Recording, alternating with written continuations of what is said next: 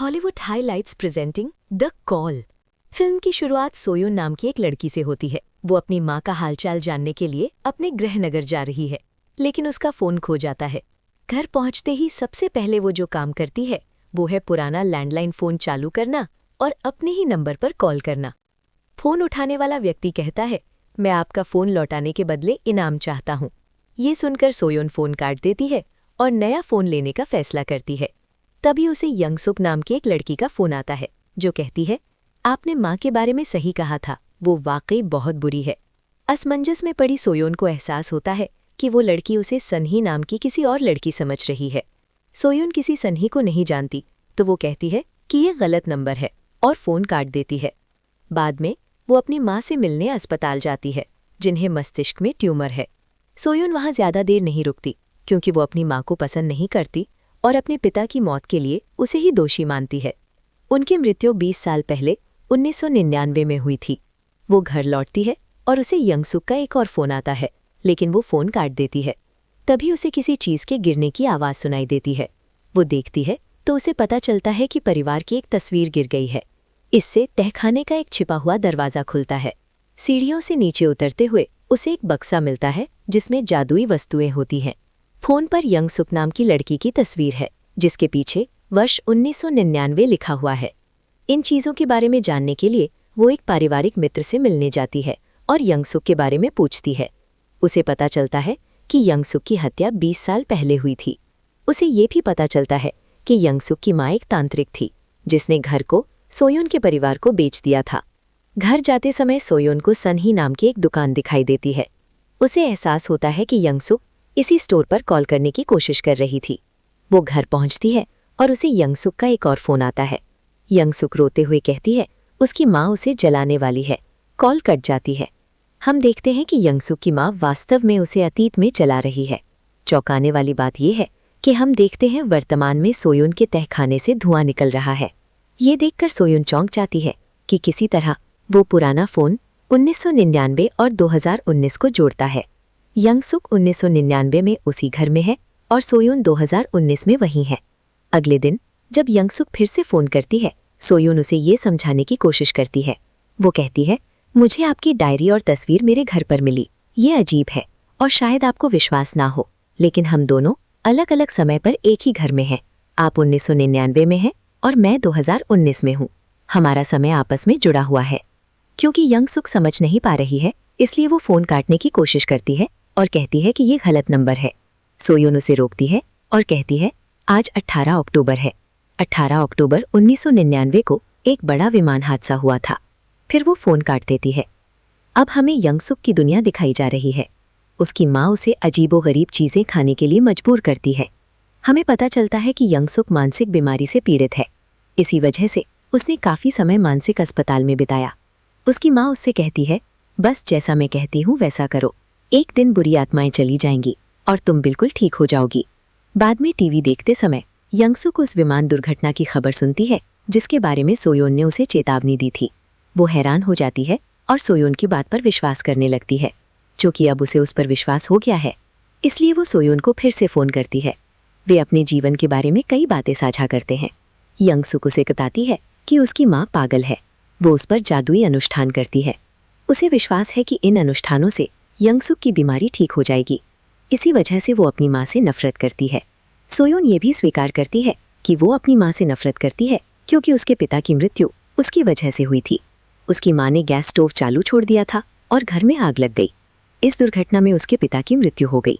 अगले दिन हम देखते हैं सोयोन का परिवार 1999 में घर आया हुआ है। छोटी सोयोन को देखकर यंगसुक को एहसास होता है कि ये भविष्य से आई लड़की है। वो जल्दी से सोयोन को फोन पर बात करवा देती है और सोयोन अपने पिता और अपने बचपन की बातें सुनकर रोने लगती है।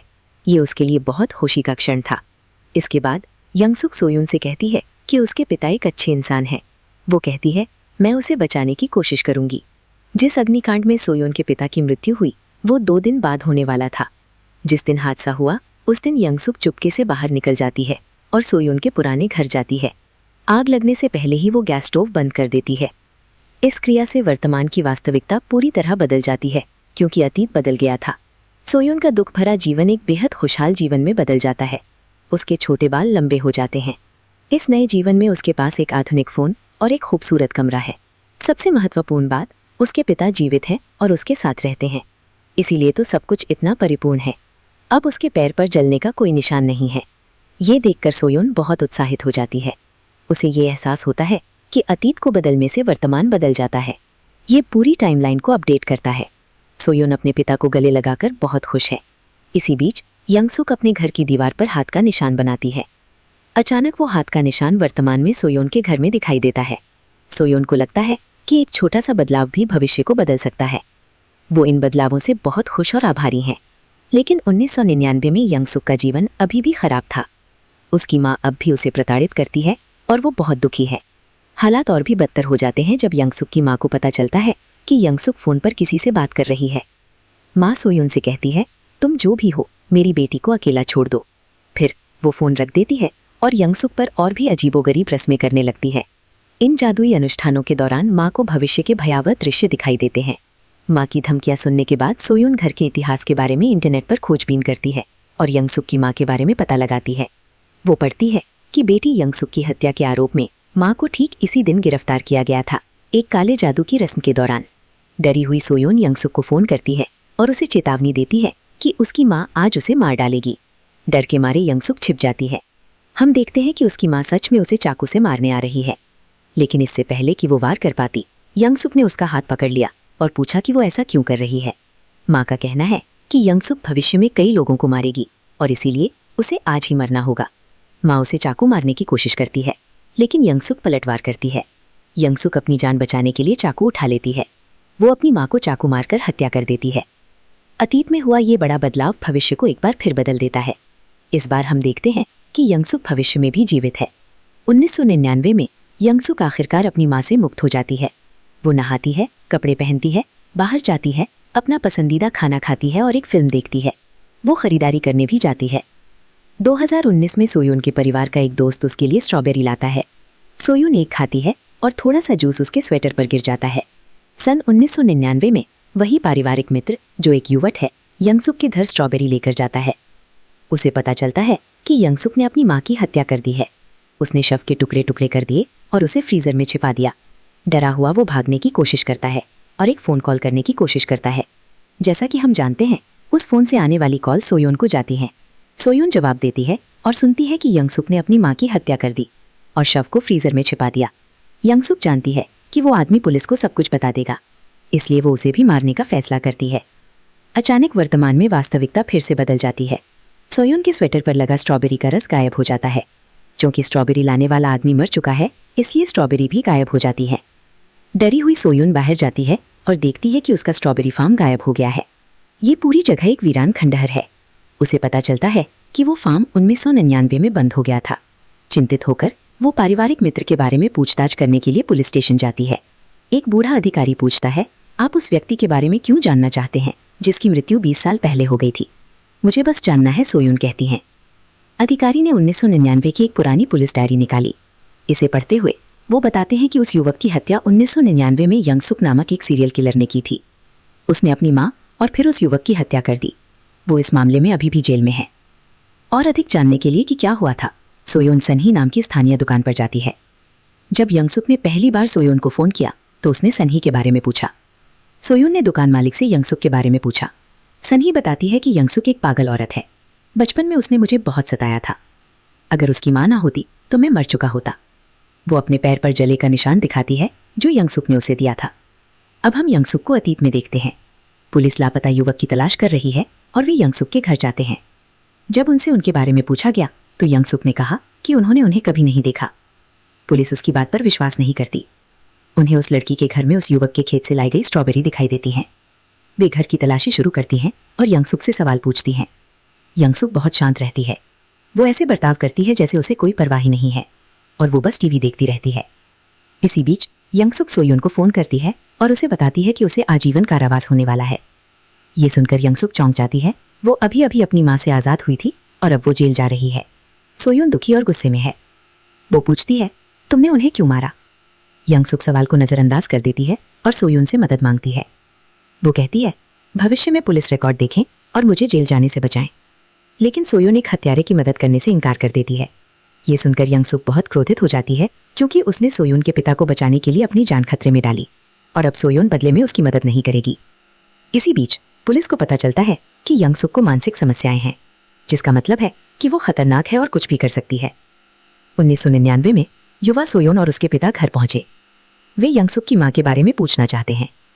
उन्होंने अभी अभी घर खरीदा था और वे दफ्तर में उनके द्वारा अंतिम कागजात पर हस्ताक्षर करने का इंतजार कर रहे थे। इससे यंगसुक को यंगसुक से बदला लेने का बेहतरीन मौका मिल जाता है। वो उन्हें घर के अंदर बुलाती है और छोटी सोयून के सामने सोयून के पिता की बर्बरता से हत्या कर देती है।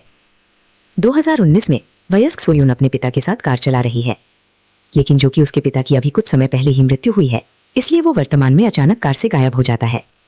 सोयून जानती है कि इसका मतलब है कि यंगसुक ने उसे मार डाला। रोते हुए वो घर लौटती है और घर को फिर से पुराना और खंडहर जैसा पाती है। इस बार उसका कोई भी सामान अंदर नहीं है। वो गुस्से में घर लौटती है। वो सोयोन को फोन करती है और कहती है, तुमने मुझे जान से मारने की कोशिश की, तुमने मुझे धोखा दिया और अब तुम्हें इसकी कीमत चुकानी पड़ेगी। वो छोटी सोयोन के पैरों पर उबलता पानी डालती है। इससे वयस्क सोयोन को वर्तमान में असहनीय पीड़ा महसूस होती है। अचानक उसके पैरों पर जलने के निशान दिखाई देने लगे। अतीत की चोटें वर्तमान में उसके शरीर पर तुरंत प्रकट हो जाती हैं। सन 1999 में इसी समय सोयोन की मां अपने पति को ढूंढते हुए आती है। वो कार्यालय में उनका इंतजार कर रही थी। क्योंकि वे कभी नहीं पहुंचे, इसलिए वो एक पुलिस अधिकारी के साथ यंगसुक के घर आती है। यंगसुक उन्हें आते हुए देख लेती है। वो फोन पर वयस्क सोयोन को बताती है कि उसकी मां बाहर है।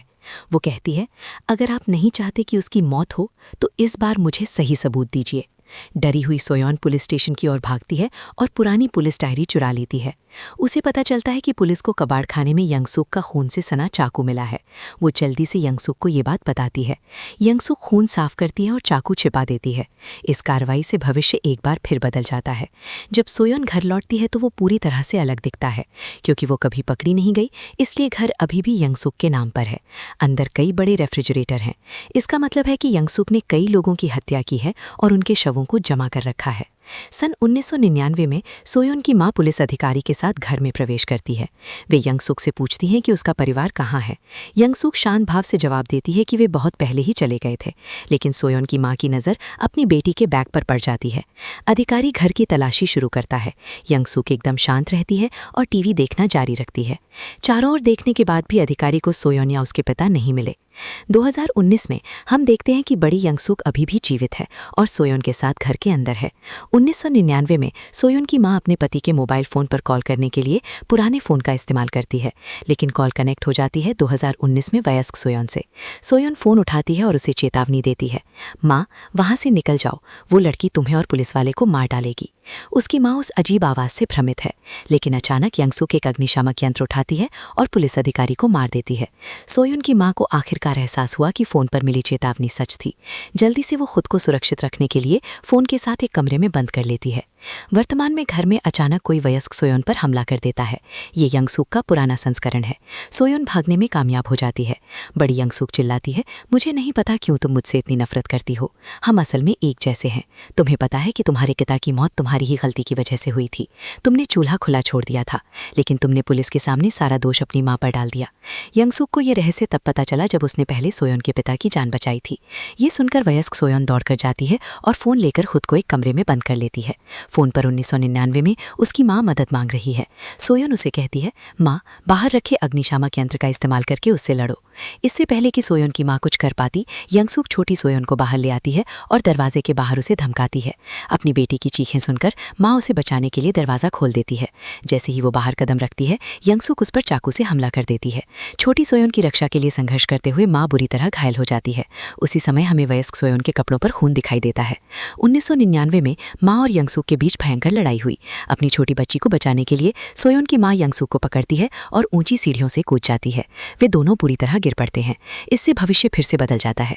जिस घर में वयस्क सोयोन रहती है, वो अचानक फिर से एक खाली खंडहर में बदल जाता है। बड़ी यंगसुक गायब हो जाती है।